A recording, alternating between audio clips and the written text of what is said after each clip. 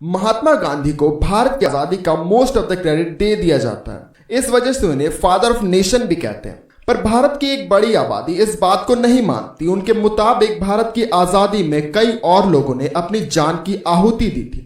भगत सिंह, सुभाष चंद्र बोस जैसे हजारों लाखों फ्रीडम फाइटर्स थे, पर उन्हें तो कोई फादर ऑफ नेशन नहीं बोलता। भले ही महात्मा गांधी के नाम पर महात्मा लगा था, पर उनके द्वारा की गई चीजों को जानने के बाद शायद ही आप महात्मा गांधी को अगली बार फादर ऑफ नेशन बोलेंगे। तो चलिए जाने गांधी जी से जुड़े कुछ ऐसे काले सच जो आपको आश्चर्यचकित कर सकते हैं। गांधी जी के फूड हैबिट्स अपने जमाने में काफी फेमस थे। वह शुद्ध शाकाहारी थे और एक समय उन्होंने 21 दिन तक भूख हड़ताल की थी। उन्होंने अपनी जवानी के ज्यादातर दिन नट्स, ग्रेन्स, फ्रूट्स और वेजिटेबल खाकर बिताए थे और इन सभी चीजों को वह काफी कम क्वांटिटी में लेते थे। पर उनकी हेल्थ कम खाना खाने की वजह से कमजोर होने लगी थी। इस कारण डॉक्टर्स ने उन्हें दूध पीने के लिए सलाह दिया था। पर जैसे तैसे गांधी जी बकरी के दूध को पीने के लिए राजी हुए। वह हमेशा फ्रेश और बकरी के असली दूध को पीते थे। गांधी जी की डाइट ऐसी इस तरह इसलिए थी क्योंकि उन्हें लगता था कि ज्यादा खाने से उनके सेक्स ड्राइव में प्रॉब्लम आ सकती है। गांधी जी के इन अजीब खाने पीने के शौकों के कारण उन्हें कॉन्स्टिपेशन हो गया था।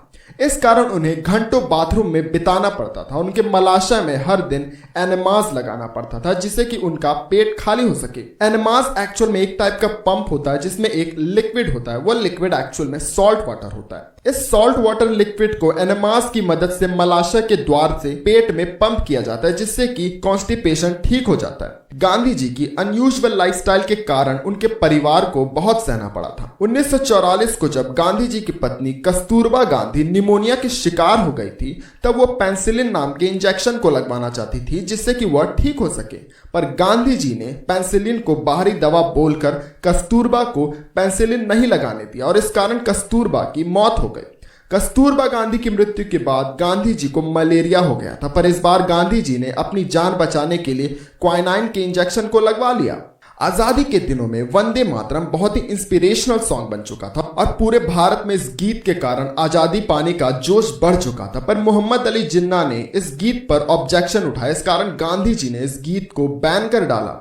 1940 में गांधी जी ने कहा कि कोई कांग्रेसमैन इस गीत का प्रयोग किसी भी पब्लिक स्पीचेस या फिर अनाउंसमेंट में नहीं करेगा। गांधी जी एक अलग टाइप के ही ब्रह्मचर्य को फॉलो करते थे। उनके मुताबिक जो इंसान ब्रह्मचर्य का पालन कर रहा हो वह नग्न औरतों के साथ बगल में सोने पर भी उत्तेजित नहीं होगा। इसको प्रूव करने के लिए वह अपनी 18 वर्षीय ग्रैंड नीस मनु और अपने ग्रैंड नीफ्यू की पत्नी आभा के साथ नग्न सोते थे और उनका यह ब्रह्मचर्य बहुत ही समय तक चला था। ये सारी चीजें मैं खुद नहीं बता रहा हूँ, आप इन सब के बारे में इंटरनेट पर पढ़ सकते हैं। डॉक्टर अंबेडकर ने 1955 को बीबीसी रेडियो में दिए गए एक इंटरव्यू में उन्होंने गांधी जी से रिलेटेड कुछ डॉक्यूमेंट्स को रीड किया था जो कि इंग्लिश और गुजराती में थे। इंग्लिश डॉक्यूमेंट्स में गांधी जी ने छूत अछूत का विरोध किया था, पर गुजराती डॉक्यूमेंट्स में उन्होंने छूत अछूत का समर्थन किया था। इस कारण अंबेडकर भी सोचते थे कि गांधी जी को महात्मा आखिरकार क्यों बोला जाता है। अब हम जानते हैं गांधी जी की भारत की आजादी में भूमिका क्या थी। गांधी जी ने जितने आंदोलन किए थे उसमें से कोई आंदोलन शायद सक्सेसफुल हुआ होगा। जब अंग्रेजों ने नमक पर टैक्स लगाया था तो उस वजह से गांधी जी ने दांडी मार्च किया था। भले ही आंदोलन बहुत ही बड़ा था पर टैक्स नहीं हटा। क्विट इंडिया मूवमेंट में गांधी जी ने समर्थकों से कहा कि करो या मरो, पर यह नहीं बताया कि करना क्या है। इस कारण लोग मैदान में बैठकर उनके भाषण को सुनते थे, रैलियों में सम्मिलित होते थे और कुछ नहीं। इससे अंग्रेजों को कोई फर्क भी नहीं पड़ता था। वहीं दूसरी तरफ नेताजी सुभाष चंद्र बोस को अहिंसा पर बिल्कुल भी विश्वास नहीं था।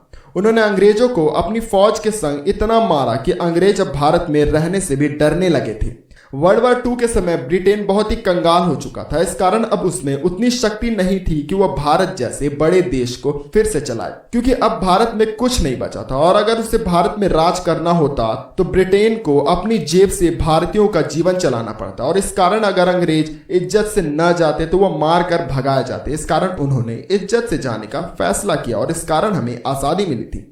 उम्मीद करता हूं आज का वीडियो आपको पसंद आया होगा। वीडियो पसंद आया तो इस वीडियो को लाइक कीजिए, हमारे पेज को फॉलो कीजिए और हमारे इस वीडियो को शेयर करना ना भूलिएगा। धन्यवाद।